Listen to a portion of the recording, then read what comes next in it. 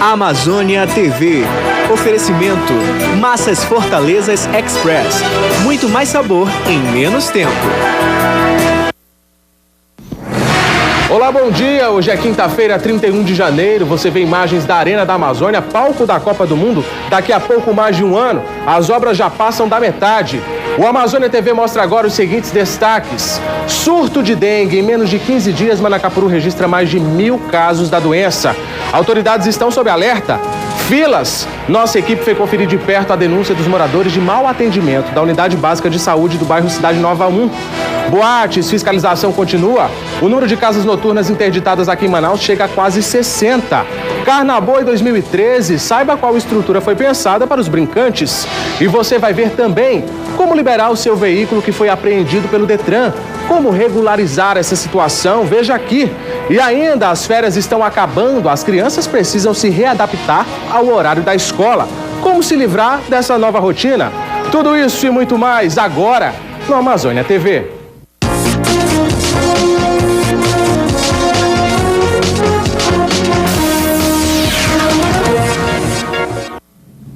A Unidade Básica de Saúde Aljas Gadelha, no bairro Cidade Nova 1, é alvo de muitas reclamações sobre problemas no atendimento para a população. Hoje de manhã, a repórter Laura Liz foi conferir de perto essa situação. A fila começa a ser formada na madrugada. As pessoas dizem que chegam às 4 horas da manhã em busca de atendimento. A Unidade Básica de Saúde Aljas Gadelha abre às 7 horas da manhã. A população reclama que muita gente não consegue atendimento. Se chegar aqui 7 horas, não consegue mais ficha. E quem chega 4h30, às vezes não consegue também. Porque o pessoal fica na fila, né? Na fila aqui, o outro chega às 7 horas e entra na frente. Porque fica aqui fora na chuva, não tem organização, tudo bagunçado aqui. Quando as portas são abertas, um pequeno tumulto se forma, na tentativa de entrar e conseguir uma ficha. Pedro diz que acordar cedo para buscar atendimento médico é perigoso. Muitas pessoas na fila já foram vítimas de assaltos. Ocorreu assalto, assim, umas 4 horas da madrugada, quando o pessoal estava aí, os motoqueiros tudo pegaram o pessoal e levaram tudo. Quer dizer que a gente já está doente. Procura uma melhora num posto de saúde e você sai de lá mais doente ainda. A Secretaria Municipal de Saúde informou que a UBS Aljas Gadelha é uma das unidades que atende agora em horário estendido, das 7 da manhã às 10 da noite e aos sábados, das 7 da manhã às 5 da tarde. Eles informaram ainda que pretendem ampliar o atendimento nos 4 distritos de Manaus, dando mais agilidade às consultas. Com relação às consultas especializadas e exames, a Secretaria Municipal está tentando fazer uma parceria com a Secretaria Estadual para reestruturar o atendimento. Sobre a falta de profissionais, foi dito que a partir de segunda-feira, as equipes vão ser reforçadas. E com relação à entrega de exames, a Secretaria confirmou a demora para o preventivo, mas diz que está estudando um novo mecanismo para reduzir esse tempo. E segundo a assessoria da Polícia Militar, o policiamento será intensificado a partir de hoje. Vamos ficar de olho. Na véspera do último Natal, a menina Nicole, de 2 anos, morreu após um rojão ser jogado dentro do carro onde ela estava com os familiares. Ontem, a polícia fez a reconstituição do crime. Um cenário que os familiares da pequena Nicole, de 2 anos, queriam esquecer. No dia 25 de dezembro, à 00h20, a criança estava com os avós quando um rojão de fogos de artifício foi lançado dentro do carro da família, na rua São Cristóvão, no bairro Colônia Santo Antônio. A criança chegou a ser socorrida, mas não resistiu aos ferimentos.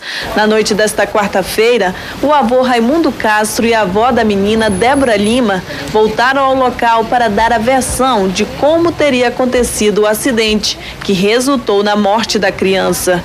Investigadores da Polícia Civil, peritos e a Polícia Militar estiveram no local. Em vários momentos, os avós mostraram para os peritos cada movimento que foi feito até a chegada na frente da casa dos envolvidos no crime. Do lado de fora da área de isolamento, a mãe da criança, Gabriela Moraes, acompanhava tudo. Nas mãos, ela segurava emocionada a roupa que Nicole vestia no dia do acidente. Eu estava lá na frente da minha casa, já estava assim, eu acho que eu já estava pressentindo que ia acontecer alguma coisa, que eu não estava no clima de Natal. E na hora que eu recebi a notícia, para mim, o Natal já acabou. Já fizemos a cariação, houve a necessidade da reconstituição em razão da divergência de depoimentos e tal. E essa reprodução vai servir para aclarar mais o nosso entendimento, a fim de oferecer maiores subsídios ao titular da ação penal, no caso o Ministério Público. Ouvi os médicos lá do hospital também, né? Porque, segundo constam os depoimentos, pode ter havido uma desídia da equipe médica no local em que a Nicole morreu. Os suspeitos de envolvimento no acidente que resultou na morte da pequena Nicole de 2 anos não quiseram participar da reconstituição do crime a fim de não construir provas contra eles mesmos. Um direito assegurado. Agora a família espera por justiça. A avó da menina mostra as marcas que ficaram no braço com a queimadura e falou da maior dor de todas, a de ter perdido a única neta. Eu estava voltando tudo na minha memória que eu vivi aqui por causa de um irresponsável que não pensa na vida de uma criança de 2 anos. Ele acabou com a minha vida, ele acabou com a vida do meu filho. Era a única criança que tinha em casa. Eu peço justiça. Eu peço justiça em nome de Jesus, que eu estou sofrendo muito. Cada dia que passa eu sinto muita falta dela. O Detran adotou uma nova medida para agilizar a liberação de veículos apreendidos em fiscalizações e que se encontram no parque do órgão. E nós vamos conversar ao vivo com a Artemisa Gadelha sobre esse assunto. Artemisa, que novas medidas são essas? Muito bom dia. Bom dia, Rubens. Bom dia a todos. Olha, o agendamento pela internet é a principal medida para a liberação do veículo pelo Detran. E agora eu vou conversar com a Mônica Mello, que tem mais informações sobre esse assunto. Inclusive, vocês apreenderam 614 veículos só neste mês de janeiro, parqueamento lotado. São mais de 2.000 veículos, sendo que 60% só de motocicletas. Exato, Artemisa. Bom dia aos telespectadores. É verdade. Na realidade, essa medida de agendamento via internet vai viabilizar com certeza a desburocratização dos serviços, principalmente com relação ao atendimento para fins de liberação de veículos automotores que foram apreendidos em momentos de operações de trânsito, de blitz. Afora isso, o tempo de espera depois desse atendimento no órgão, ele reduzirá. Por quê? Porque nós vamos já fazer uma vistoria prévia, então ele não precisa mais aguardar a vistoria. Essa vistoria será prévia. E mais que isso, nós dobramos a nossa capacidade de atendimento de 30 para até 60 pessoas por dia. E além disso, todos os serviços serão realizados num único setor. Anteriormente, se ele tivesse a liberação, por exemplo, com um serviço de licenciamento ou de transferência, alteração de característica ou qualquer outro, que teria que ir para outro setor, efetivar o pagamento para retornar para o setor de liberação. Agora não mais. Tudo num único setor. Isso desburocratiza, isso viabiliza realmente uma maior comodidade para esse usuário e, portanto, uma facilidade de liberação de veículos, que são muitos no parqueamento Detran. Inclusive, vocês já anunciaram também o leilão. O leilão para a segunda quinzena de março. São mais de 200 veículos automotores que serão colocados à disposição em asta pública. Na semana que vem nós estaremos informando o local para fins de visitação, leiloeiro, o horário e dia dessa realização de leilão. Lei seca, mais seca do que nunca. Verdade. A gente brinca até que ela estava um pouco úmida e agora realmente ela está seca. Os crimes de trânsito continuam, inclusive o índice 0,34 para caso de ar expelido do pulmão continua, e para caso de sangue 0,6, não mudou nada. O que mudou na realidade são os meios de prova que foram elastecidos, como por exemplo foto, filmagens, isso já está consagrado. Mesmo aquele condutor que for abordado em estado etílico, ele poderá levar o seu veículo, desde que haja um condutor habilitado. E esse condutor habilitado, ele também tem que submeter ao teste do etilômetro, bafômetro. Caso contrário, o veículo é removido, a carteira também, neste momento, ela é recolhida, a autuação, ela é lavrada e ela tem todo esse processo administrativo de suspensão de direito de dirigir, de 12 meses, além da multa que foi dobrada, e em caso de reincidência, novamente se dobra esse valor, vai chegar a mais de R$3.000, no caso de reincidência, tá certo? E afora isso, evidentemente, só mais uma coisa que houve alteração, os níveis para identificação, ou seja, 0,01, que é o 0,05 com a margem de erro, já é. Então, praticamente, é o que a gente diz, é zero. Mas o bombom, aqueles antissépticos, fiquem tranquilos. Se você comer um bombom, a gente faz 10 minutos, 15 minutos depois, um novo teste que é a contraprova e aí fica zerado sem problema nenhum. Então não tenha medo. Tenha sim, se você ingeriu bebida alcoólica suficiente para ser acusada no teste do etilômetro. No mais, veículos que foram apreendidos sob essa natureza, de 20 a 30 dias para liberação no parqueamento. Obrigada, Mônica Mello. Olha, ficam aí as informações da diretora do Detran, ou seja, a lei seca está sequíssima. Tome cuidado porque, inclusive, amanhã, neste fim de semana, tem blitz do Detran pela cidade. Rubens. Obrigado, Artemisa, pelas informações. As fiscalizações das casas noturnas de Manaus continuaram nesta quarta-feira. Outros estabelecimentos foram encontrados em situação irregular e foram lacrados pela blitz. Ao todo, já são 58 casas noturnas interditadas em Manaus. O CREA também participa da fiscalização e analisou itens como poluição sonora e falhas no sistema elétrico. A maior parte dos locais vistoriados apresentam as mesmas falhas. Pouca ou nenhuma estrutura de emergência, falta de licenças ambientais e habite-se. Os bares têm um prazo para resolver a situação irregular. Caso contrário, o fechamento e a multa são inevitáveis. À medida em que for constatado se o lacre foi violado, as medidas judiciais, todas elas serão tomadas conforme manda o Código Legal da nossa cidade. As grandes casas de shows não passaram desapercebidas. Esta, que fica no Shopping Estúdio 5, recebeu a equipe da prefeitura e foi analisada item por item. Tudo estava dentro das normas. E já está tudo regular, vistoriaram tudo, saídas de emergência, sinalização, está tudo ok. A fiscalização continua até o fim dessa semana. E ontem à noite, os donos de casas noturnas interditadas e notificadas pela Prefeitura de Manaus realizaram uma reunião para discutir o problema e buscar uma alternativa. A reunião foi realizada em uma casa noturna localizada na Avenida Grande Circular. Estiveram presentes proprietários das casas noturnas, funcionários e artistas locais. Durante a reunião, eles discutiram que medidas tomar contra a decisão da prefeitura. Revoltados, falaram dos prejuízos pelas casas terem sido fechadas. Porque, querendo ou não, aqui quem trabalha são pais de famílias. A noite de Manaus só precisa que o prefeito tenha consciência, o problema aconteceu em Santa Maria, aconteceu, mas a gente não pode parar a cidade devido ao problema que aconteceu. Muitos dos proprietários notificados não possuem o habite, um documento que é regulamentado pela prefeitura. Aqui todos praticamente têm documentação com um ou outro problema, mas que esses problemas não é só devido a nós, e sim também aos órgãos respectivos, que também não adianta. Passaram 4 anos aí parados e, de repente, ao invés de fazer uma notificação, de fazerem um ajuste com os donos de casas, fizeram essa punição que eu acho que não é devida.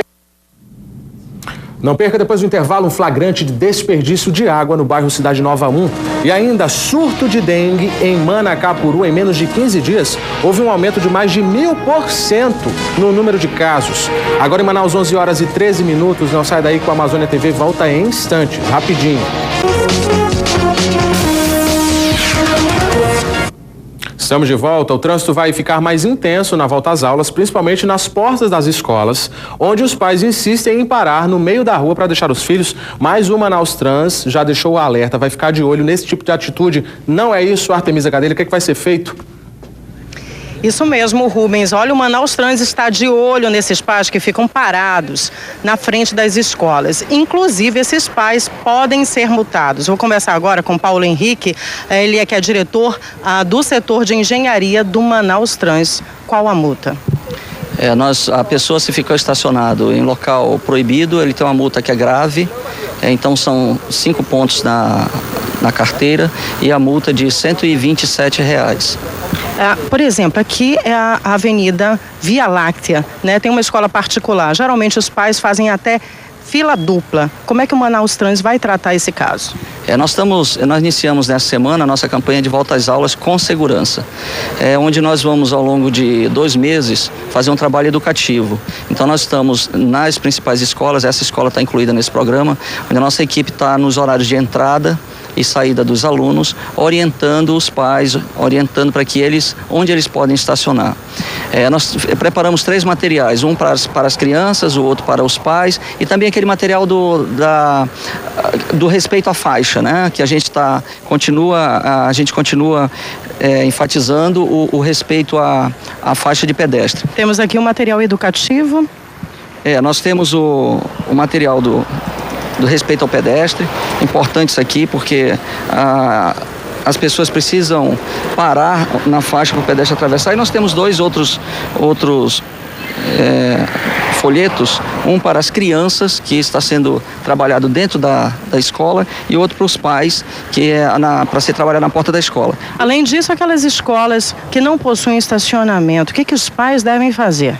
Esse é um trabalho que a Prefeitura vai fazer em conjunto com o Implurb. Nós estamos avaliando, dentro desse programa, a quantidade de vaga que as escolas têm para estacionamento, para nós compararmos com a quantidade de área que elas utilizam de sala de aula. Então, tem uma quantidade mínima e a partir dessa avaliação nós vamos cobrar que as escolas tenham os estacionamentos. Ok, muito obrigada pelas informações. Você, pai, tome cuidado, não pare na frente da escola, não faça fila dupla. Olha, você pode ser multado dessa vez pelo Manaus Trans. Rubens.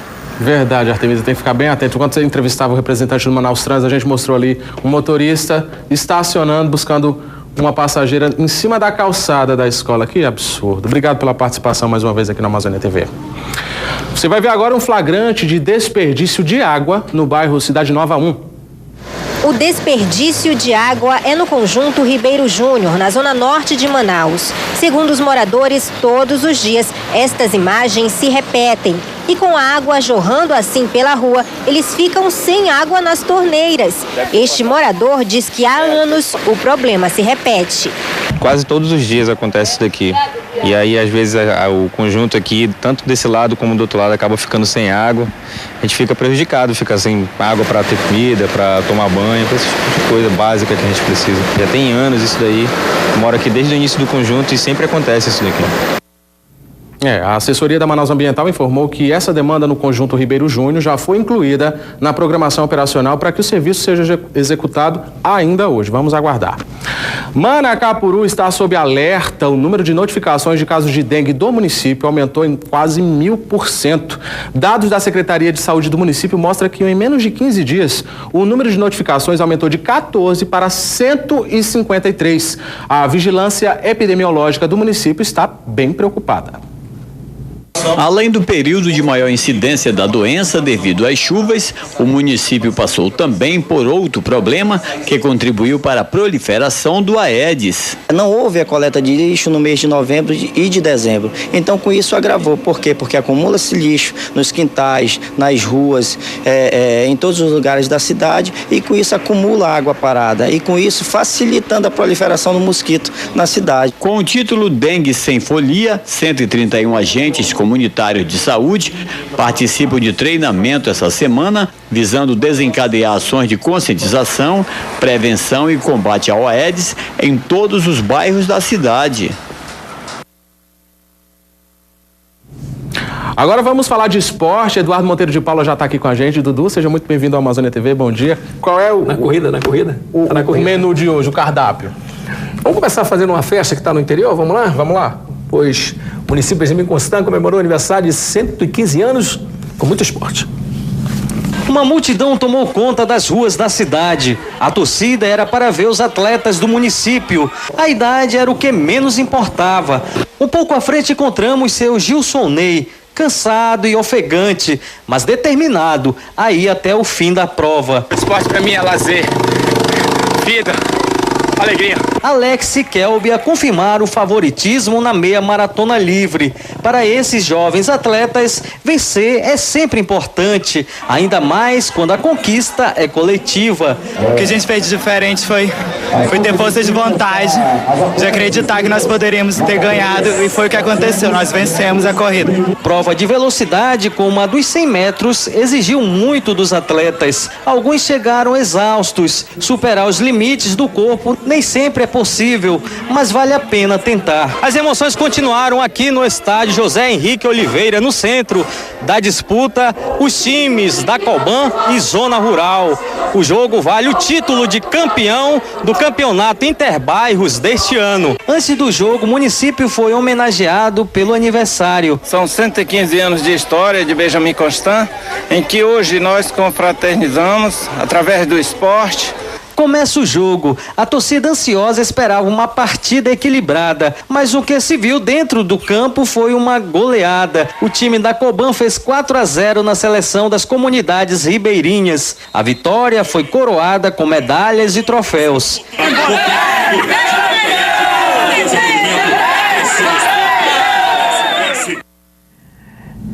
Quem também está fazendo aniversário é Tabatinga. O município é um ano mais velho que Boa Vista Ramos. São 31 anos de progressos. Segundo o IBGE, Tabatinga possui 54.440 habitantes. É o município mais populoso do Alto Solimões. Faz fronteira com a Colômbia e o Peru. O acesso à cidade se dá por barco ou avião. O município não possui fábricas. A economia gira principalmente em torno da venda do comércio local. Tabatinga foi criado em 1983. Completa amanhã, dia 1º de fevereiro, 30 anos. Tabatinga não é essa cidade que as pessoas falam, das mazelas, só coisas ruins. Tabatinga é uma cidade onde tem um povo ordeiro, um povo respeitador. Para comemorar o aniversário, várias competições esportivas estão sendo realizadas na cidade. Não tem nenhum time que derrube a gente! É nóis! Brilhante! A rivalidade também está presente no campo de futebol. 8 times disputam o campeonato. Os jogos tiveram de tudo, de torcedor fanático a técnico nervoso. Nosso time é um dos favoritos. Mesmo de 10 minutos já empurramos 2-0 no time do Vila Verde. O título da mais bela garota da cidade atraiu 19 candidatas, cada uma mais bonita que a outra. Amanhã a festa esportiva continua com a tradicional corrida da amizade e a competição de motocross.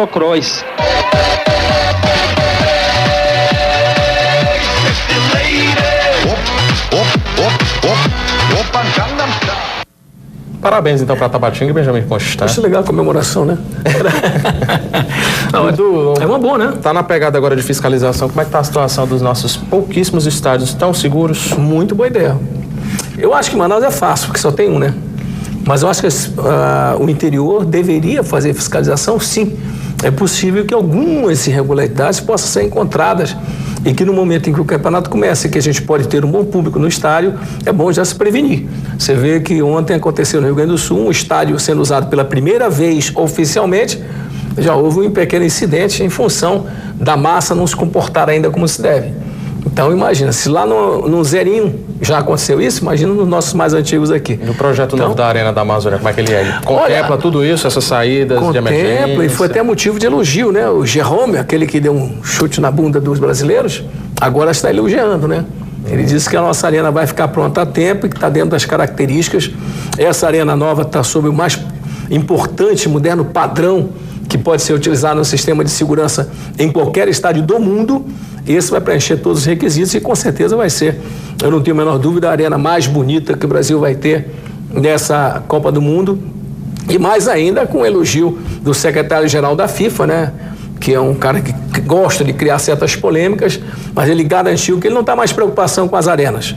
Vão ficar todas prontas. A preocupação dele agora é no entorno das arenas, como é que vão ficar preparadas a tempos para a Copa do Mundo. Uma preocupação grande, inclusive, no Maracanã, né? Estamos vendo aí imagens do projeto. Esse é o projeto da Arena da Amazônia, que não tem a menor dúvida, vai ficar muito bonito. E outra coisa importante que pouco aparece aí, é que como é uma arena de futebol, você vai ficar bem pertinho do campo. Que não acontecia antes, que tinha uma pista em volta, um fosso em volta, que dificultava um pouco mais. Mas é uma arena...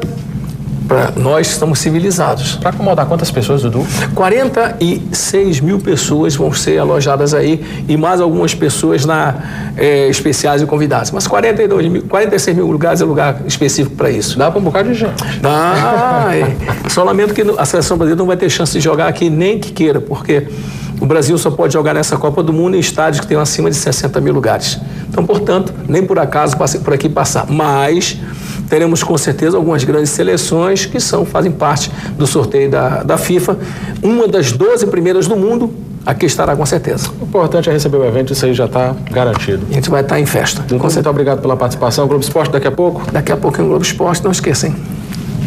No próximo bloco tem uma entrevista sobre a estrutura que está sendo montada para o Carnaboi 2013. Saiba daqui a pouco quais são esses detalhes. A gente volta já já. Agora em Manaus são 11 horas e 28 minutos. Eu te espero, é bem rápido.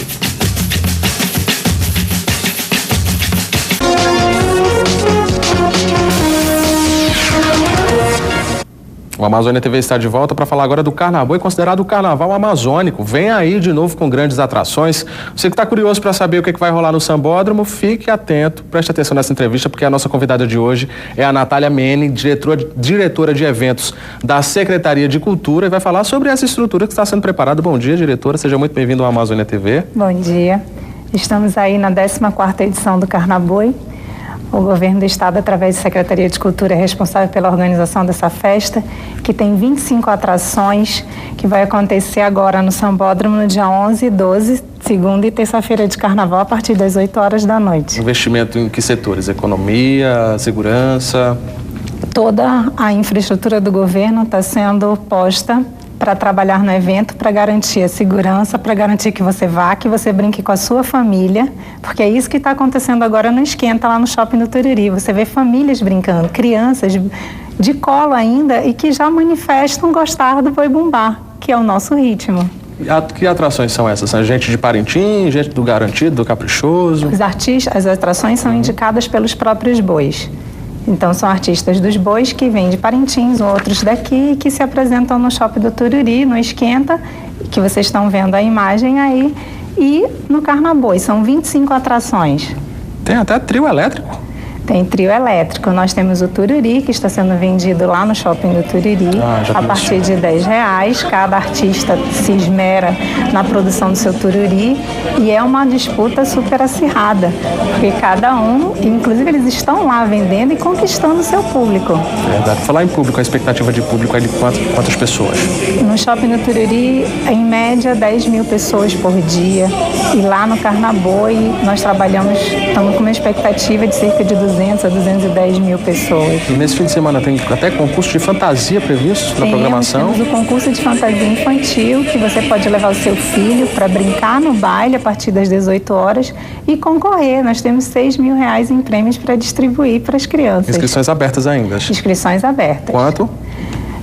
Nada, não paga nada. É uma oportunidade boa para você que gosta o governo do estado de enfeitar oferecendo a você, sua criança, Julião, o carnaval. O Carnaboi mesmo começa quando? O Carnaboi é segunda e terça-feira de carnaval. Segunda e terça de carnaval, que vão ser agora, a próxima não, na 11 e 12. 11 e 12, ok. Mas tem Shopping do Turiri hoje. Hoje no Shopping do Turiri nós temos a apresentação do Robson Júnior, Salomão Rossi e Klinger Araújo. Que bacana, a partir de 6 da tarde? A partir de 20 horas, 20 lá horas. No Largo Mestre Chico. Ok, nós conversamos com a Natália Mene, que é diretora de eventos da Secretaria de Cultura. Obrigado pela participação, diretora. Eu que agradeço. Um bom evento que a gente consiga fazer. Espero o Carnaval vocês todos bombar cada vez mais, que o evento já é um sucesso para a gente consolidar mesmo esse ano. É verdade, 2 para lá e 2 para cá. Verdade. Obrigado pela participação. De nada. E a previsão do tempo para esta quinta-feira em toda a região norte, como é que será que fica? Veja no mapa.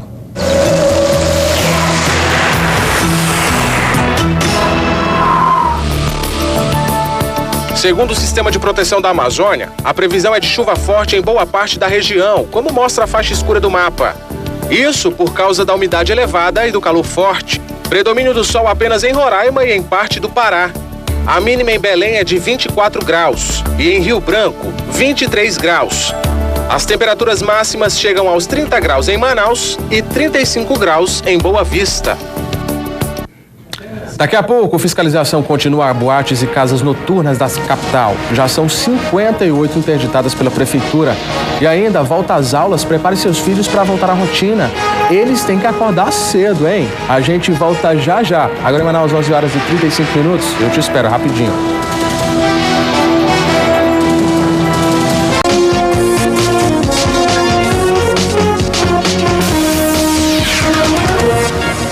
Estamos de volta. Você, estudante que está esperando por uma oportunidade de estágio, fique ligado nas vagas ofertadas pelo CIEE.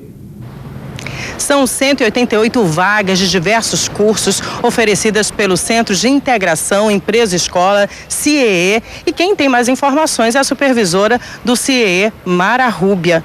Melhor informação é de que todos esses cursos são gratuitos. Totalmente gratuitos, basta acessar o nosso site, né, que é o www.cie.org.br, e ter acesso a todas as vagas disponíveis, que são esse no quantitativo de 188.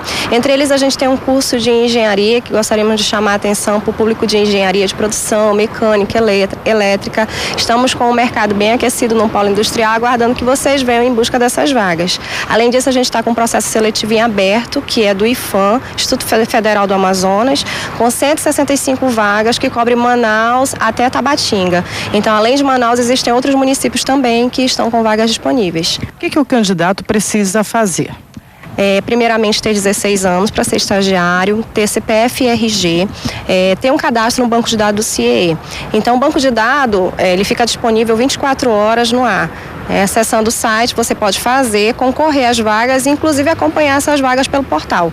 Inclusive para o processo seletivo também? O processo seletivo ele já tem que estar devidamente cadastrado no banco de dados, né? Então ele pode acessar o banco de dados, escrever lá processo seletivo IFAM e automaticamente fazer a inscrição. O importante do processo seletivo do IFAM é que não é só para curso superior. Então a gente também tem vaga aí para ensino médio. Ok, obrigada pelas informações. E você também pode ter outras informações pelo telefone 2101-4269. Repetindo, 2101-4269. Artemisa Gadelha para o Amazônia TV. Sai hoje a lista com os aprovados no Bolsa Universidade. São 20 mil candidatos de baixa renda que serão beneficiados com o auxílio para estudar em 3 instituições de ensino superior aqui de Manaus.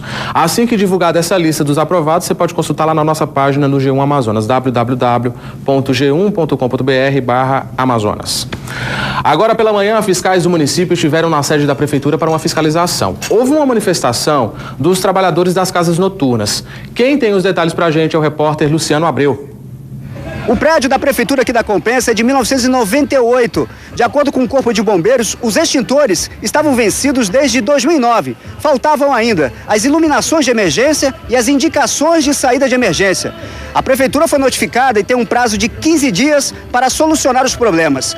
Os prédios do Implurb e da Procuradoria-Geral do município também foram fiscalizados, mas lá nada de irregular foi encontrado. Agora há pouco, houve um princípio de tumulto com trabalhadores de casas noturnas e a guarda municipal, mas tudo foi controlado. Os donos das casas noturnas reivindicam mais tempo para solucionar as pendências com a prefeitura e, ao mesmo tempo, reclamam da demora da liberação das licenças.